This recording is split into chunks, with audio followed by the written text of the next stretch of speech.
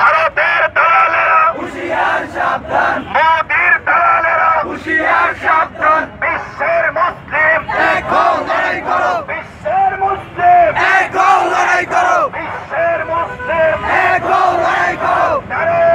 আসলে এটা করা হচ্ছে ভারতে এক সাধু এবং ভারতের এক হিন্দু পণ্ডিত আল্লাহ রসুল সাল্লাল্লাহু আলাইহি সাল্লামকে নিয়ে থেকে কটূক্তি করেছে, মন্তব্য করেছে। এটা গোটা পৃথিবীর অন্য কোনো মানুষ মেনে নিলেও কিন্তু গোটা পৃথিবীর কোনো মুসলমান এটাকে মানতে পারে না। এই জন্য তাকে যে কোনো মূল্যে হোক তাকে শাস্তির আওতায় আনতে হবে, মৃত্যুদণ্ড দিতে হবে।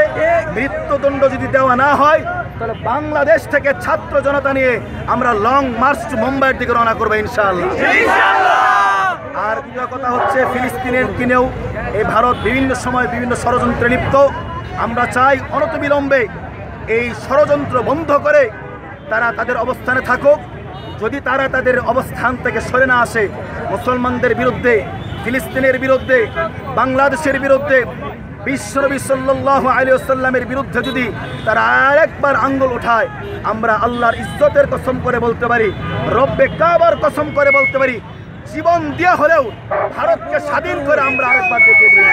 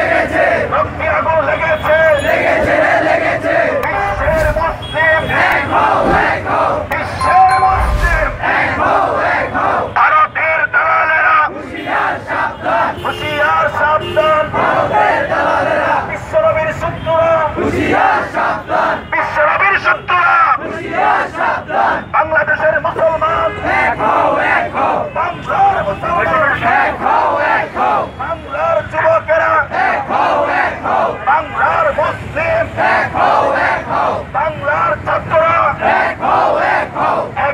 Action, direct action, action, action, direct action. ছাত্র জনতার অ্যাকশন, ডাইরেক্ট অ্যাকশন।